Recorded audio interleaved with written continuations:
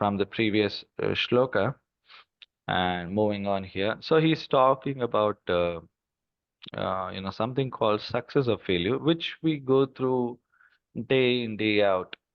Okay, there's some success, there's some failure. It may be anything. It may be a small, smallest of things, be it cooking or be it something in office. Sometimes even sometimes the salt is more. We think, oh, it's a failure. My cooking is a failure today. I didn't do it properly. Sometimes we are happy that, oh, my cooking was very nice. They appreciate it. Or something we do in the, like students. They're the successful or they failure. So Krishna is talking to Arjuna that you have to be equipoised. He's talking about being, on a neutral stage of these two the things which come in life, success or failure. Then he terms this equanimity, okay, as yoga. So basically we understand this yoga means what? To link. And today's world, if you see, yoga means doing exercise, but that is one part. That yoga is one part what is mentioned in the pata, the ashta yoga. There are so many, Ashtanga yogas. There's so many like Dhyana yoga, Karma yoga, Ashtanga yoga. So this is one part of that entire yoga, what the exercise is being for. That is for something which is, for the body to relieve from some pain or something which is imbalanced in our life. But Krishna is talking about yoga staha. So Krishna is talking about being situated in yoga. What is this yoga? So he says, okay, I'll give you this knowledge, Arjuna. So where you can be free from all this, the bondage, karmic bondage. Okay, you're going through so much of karma. So there's some bondage, and you're going to suffer or you're going to enjoy. So you can be relieved from both of the things. Okay, so we think that, okay, I'll always work for enjoyment. But when we try to work for enjoyment, there's suffering automatically coming, right? So that is going on.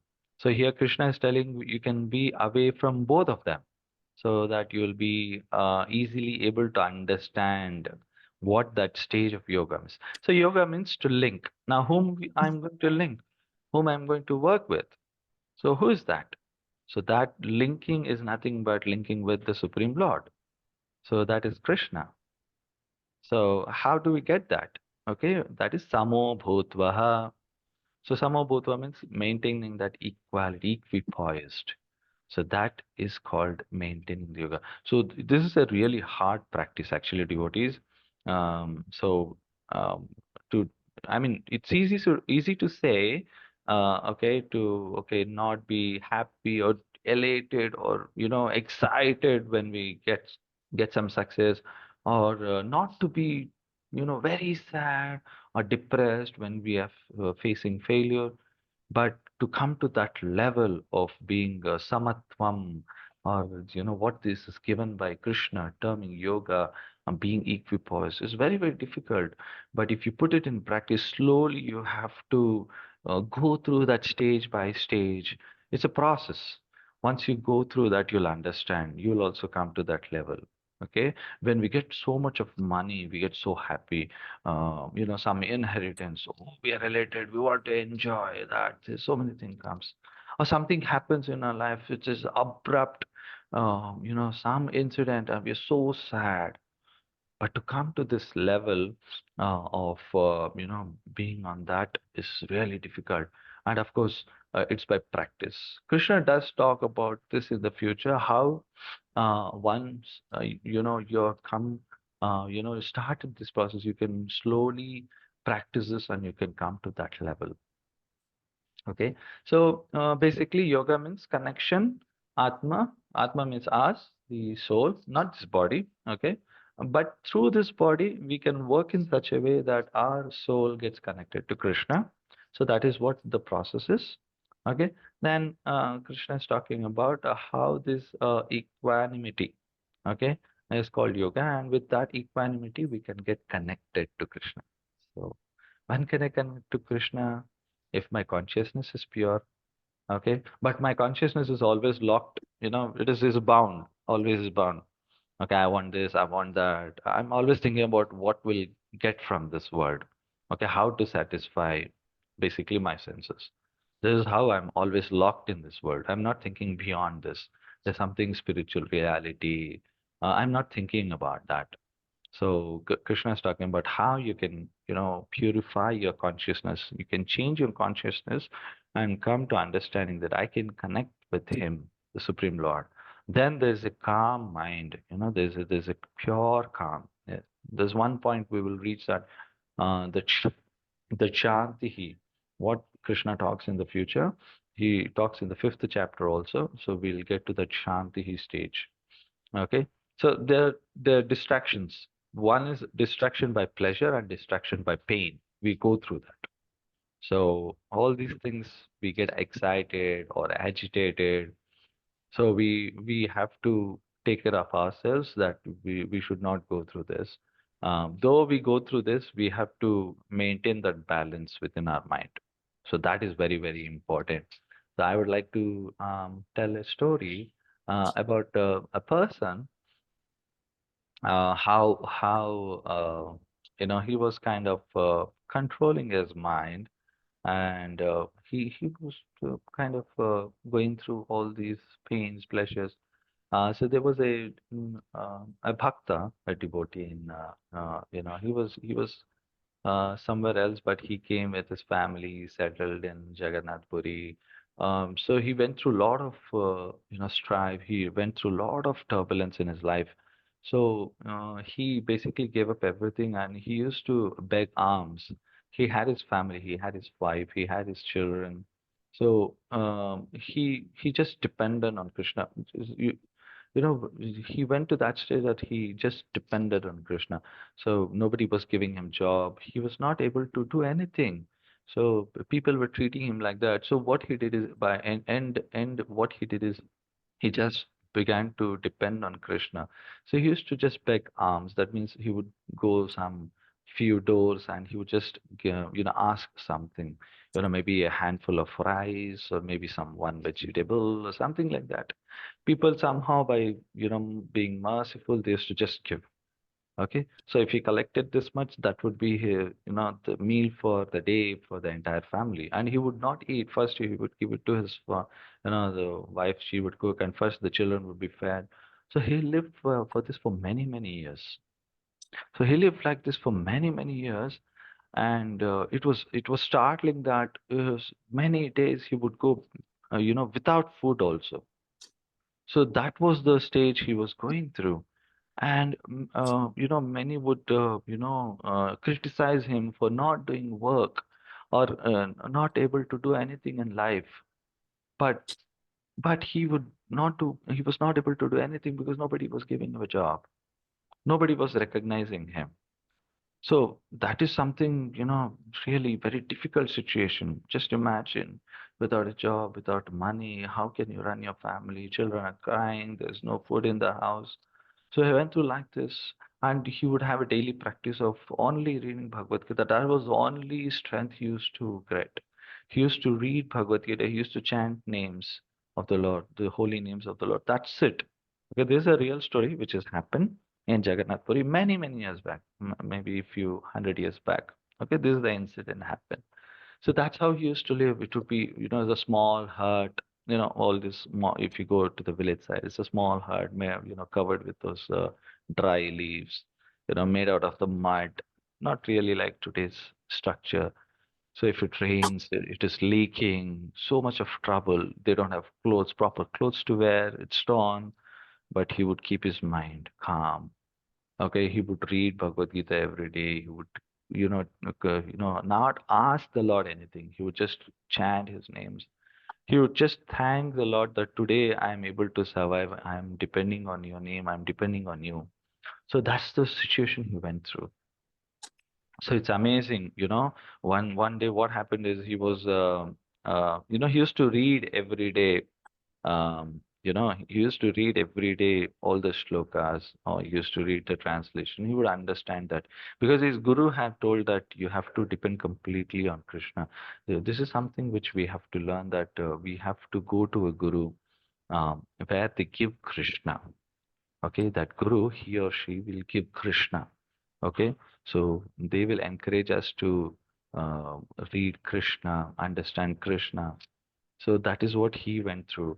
So he used to do this, and every day he used to do. And there was one shloka in ninth chapter. So Krishna tells that Arjuna, Yoga Kshema Vahamyaham.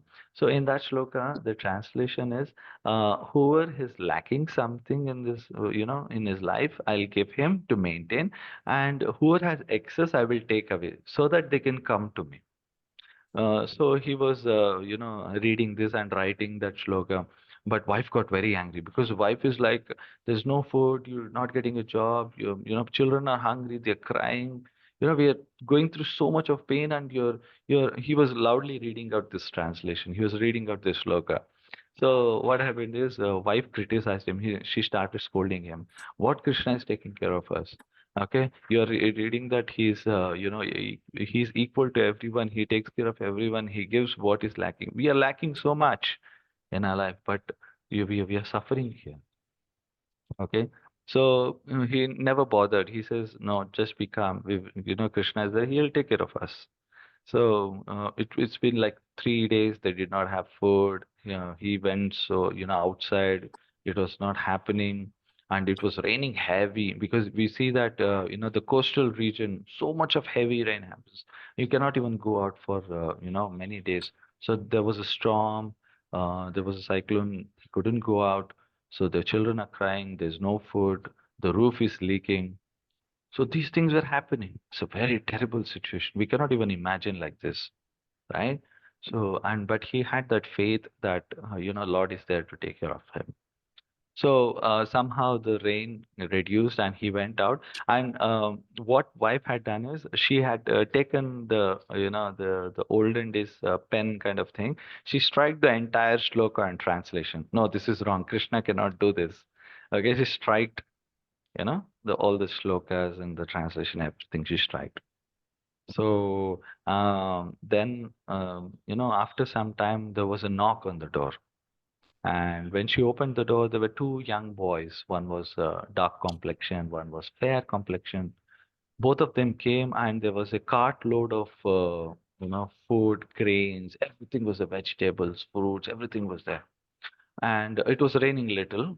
Okay, it's not so heavy as the cyclone was there. It had reduced. So she was surprised. So she asked, "Who are you boys?" They were very beautiful, good looking. So she asked the young boys, "Who are you?" The dark boy said, "You see, your husband, he went out, and he came in search of our, Lord, and he was asking for food, and we came to give him." So we just wanted to deliver it because he cannot carry it. So we are just taking care of the cart, and we got it, and we want to deliver it. So she was elated. She was very happy. Someone who did not have food for 3 days, how would you react? She was very happy. So she was jumping, and she thanked those two boys very nicely. And when the boys turned back, she saw that there was a mark on their, back. The dark boy who was there was a mark. There was a lines everywhere, as if someone has ripped him with, the some inch, something, who has got hurt. So the boys went away. All the grains, the fruits, vegetables, everything was stored, and she started preparing nice food, and hot she was making. So by then husband came. So he knocked, and she opened, and she was very happy. She said, "Oh, today we are so blessed. The Lord has given everything to us." And you went, and she explained everything, that, "Oh, we got this. There's so much of, rice. We can stay for months. So, so many bags of rice and so many vegetables we have got. So who is that, who is that person who donated so much?" who's so generous to us? And husband was surprised. He went out and it's raining a little. Nobody's opening the door. Nobody's giving him anything. He was surprised. Who can give me? He said, I didn't ask anyone today. Nobody helped me. So who was that person? Who came? So she explained then the features of these boys. One was a dark complexion, one was a fair complexion, and they told that you came to them, you told them to send by the cart, bullock cart, and they kept everything here by themselves. And the dark boy, he had a mark, striking marks on his back. So then he opened that Bhagavad-gītā and he saw that the striking of the shlokas. Then he was like, "Oh my God, what have you done?" He was scolding his wife. At the same time, he was paying obeisance to the wife also. I am doing so much of bhakti. I'm asking the Lord. I'm chanting His holy names. And you're so fortunate that Krishna himself came to you. He gave you the rice and everything, and he provided us everything. And you see that Krishna takes care of us very nicely. He, you striked and there was a striking on his back, so we should never do that, he says. So this is one story where we can understand that any situation, anything, when we are completely dedicated and completely surrendered, that's what in 2.49, the 49th shloka, he talks about all the abominable activities, what we are going through by devotional service. When we have that consciousness of surrendering to the Lord, we completely, give up that enjoyment mentality. Then we will get into a stage where we will completely relish that association with the Lord. So this is what is very, very, surprising incident which happened many years back. And this is for true because it's recorded. Even many locals in Jagannath Puri also know the story. Okay, so we also trying to understand these kind of, small incidents many devotees go through, because they gone through those stages. We have to take the lessons from them, how they went through that. Okay, this is very important for us. We are living in a very comfort zone. We are happy. Yes, by Lord's mercy, we have been achieved so many things. We have got so many things in our life where we should be very thankful, and we should be very cautious and conscious that we utilize these things in Krishna service. This is very important. So Krishna advises to distance oneself from inauspicious work. When we do something, somehow, knowingly, unknowingly, we get into inauspicious work. So Krishna is telling you need to purify your intelligence. Intelligence is something, very, very dangerous. Of course, everything has to be intelligent. Without intelligence, you cannot, survive. But intelligence should not take control of you. Okay, so Krishna is telling that with bhakti, with that consciousness, use your intelligence to come to me. Okay, who actually does who actually does that? We have to do that. Okay, so previously in 48th shloka, Krishna was talking about the level of karma kanda. Okay, one can attain heaven by losing, or before this, if you see the series of shlokas, and last week what I was also explaining, and then there's so much of things. We're talking about how if you lose or if you gain in the battle, how you can either go to heaven or be on the earth and enjoying. So then slowly he's coming to, trying to help and teach Arjuna that how you can come to this stage, but you're not affected by any of these thoughts, be it profit, loss, victory, or defeat. So he's clarifying everything with Krishna. So we have to operate on different levels. Devotees, it's a very difficult thing, but slowly by practice, when we daily have a routine practice, we can understand these things. Okay, so that is one thing. So here Krishna instructs Arjuna to give up that mentality and practice, through the use of buddhi. Buddhi means intelligence. Okay. Kripana phala hetavaha. So he mentions this. So the individual should not confine, confine means be bound to their ambitions only to success, like how today's world is, it's called rat race, but rather, uh, you know, we always, if you see the general mentality or the talks, or the way we desire is, having a bigger house, cars, jobs, packages, and that's all we think that true satisfaction is. But even after gaining all these things, still we are unhappy. There is trouble. There's so much of trouble.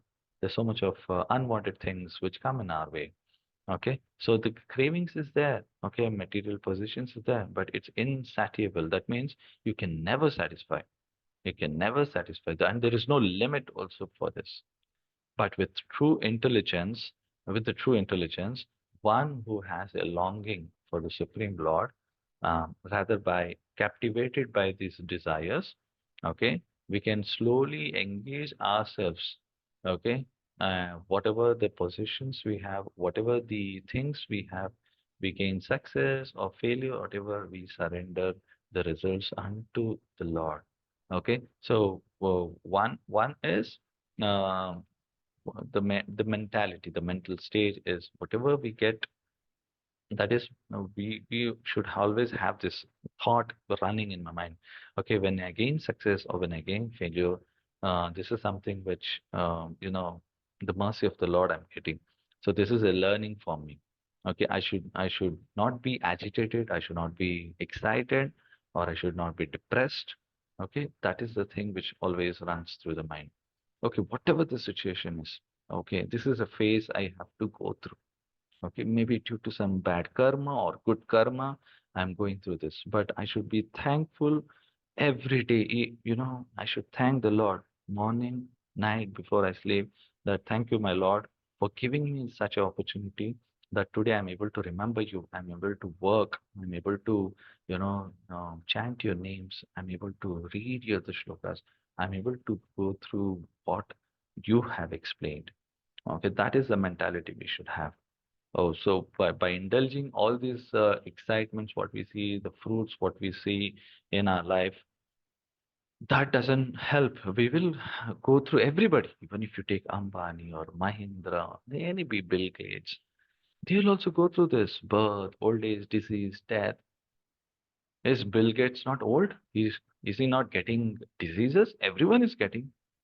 So rather, we should understand that everyone goes through those pains and pleasures. Somebody's pleasure is higher than mine. Somebody's pain is higher than mine. They go through more pain than myself. Somebody goes through more pleasure than myself. But still, end of the day, these things are there in my life. I cannot get out of it. I cannot get out of it. Maybe this body I have gained only this much of pleasure or only this much of pain. Maybe he has more. But tomorrow I may get more pain, and he might get more pleasure, or I may get more pleasure and he might get more pain. So, whatever it is. So, we should understand that Krishna has given this body, the nature according to our karma, that we are going through this. Today I'm in a human body. I'm very proud of it. The very intelligent animal in this world is human.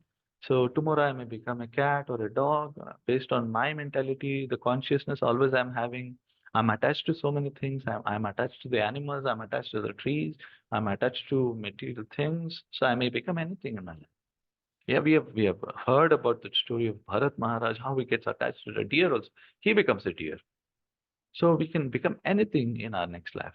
Our only whole and soul goal should be of remembering Krishna, because he has promised in Bhagavad-gītā that once you come to that world, because we see that there are so many worlds, there are so many planets in this, through the telescope, but he talks about the world which is beyond this, which is antimatter. This is all matter made out of all the five. bhutas, earth, water, fire, air, ether. That's what science is, trying to understand. Okay, some planets, they go through the, Hubble telescope. They say this planet is made out of gaseous item. This is completely made out of, water. So many things they talk about. These planets. But he talks about beyond this world, there is one world which is beyond this material nature and beyond this matter, where that is permanent. We have not gone through that. So once you leave this body, you go there and everything is permanent. So who doesn't want permanence in life? Yes, here we are always seeking about pleasure in life. We want permanent pleasure. I just want to enjoy. But Krishna is telling, he promises that yes, you come to me and you'll see that world, that dhama paramam mama. Okay, that dhama paramam mama. He says that dhama means world. Paramam, he says it's permanent place and it is mine, mama. So the Puranas also explain and Bhagavatam also explains there's a different world. Okay, there's Vaikuntha Lokas, there's Goloka world. There are so many innumerable planets. This is just 1/4 of what we see in the Lord's creation. This material universe, and this material universe, you cannot even calculate or count how many planets or universes are there. So just imagine how many are there in the spiritual world. So our goal of life, we have short-term goals and we have long-term goals also. Okay, in our life, day to day, and after 10 years or 20 years, what I have to become. We set goals for our children, we set goal for ourselves, what I have to become. So our long-term goal, or the ending goal should be that I should go there. And how should I work on that? So that is the planning I have to do. Okay, what is the planning? I have to go through this. I have to get connected. That is what yoga is talking about. You have to link up. You have to get connected. So I have to go through this. I have to read. I have to chant. I have to remember. So why? Because Krishna talks about this smarana. Smarana means very important. When a person leaves the body, his hearing power is gone. He cannot hear, he cannot see because the visionary power is gone. Yeah, he loses that because when somebody becomes unconsciousness, even the surrounding people, they shout, or they try to shake your body. You cannot see, or your ears are gone. You cannot speak. Your breathing is reduced. So that time you can only remember. The subconsciousness only remembers. So at a subconscious subtle level, it should always work that I should remember Krishna. So how it is possible? That is possible by physically, what are this material physically, which consciousness is, practice with always remembering. So then the subconsciousness also works. Okay, so we have seen that somebody is thinking of too much in a day, and they read too much in a day or go through something in a day, the same things or the same person comes in the dream also, right? So similarly, when we go through everyday understanding, reading Krishna, when we remember him, then we'll also slowly that subtle consciousness changes. Krishna talks about of all the secrets, I'm silence. Okay. So actually, when there is absolute silence, um, there's nobody around you, and there's something which runs in the mind. What is run? You should understand that. Okay. Sometimes it happens to me when there's absolute silence. There's some kirtan running in my mind. Hare Krishna, Hare Krishna. So I've got used to that kirtan because it always runs. I keep listening to that. So that is running in my mind. Okay, so this is very, very, very subtle level I'm talking about, which happens in everyone's life. You should go through this. Yesterday, I went to a place in Chikmagalur. Okay, I came back in the night. In a weekend, I had gone. So there's one place. It is called, Devaramani. Devara means God's house. On top of the hill, not even, animal is there. You just go there, sit there. I was chanting, and there's absolute silence. There's just a wind sound coming. The clouds are coming through. So I was remembering this shloka. Krishna tells that among the secrets, I'm silence. So it was very nice. I went through that. Okay, then I was chanting, and there was only myself and this chanting. Nobody was there around. Away from everything. I did not have signal connection also. So if you go through this, it's really nice. So when you're alone at house also, there's absolute silence. You don't have anybody to talk. You just remember Krishna. So much absorption is there.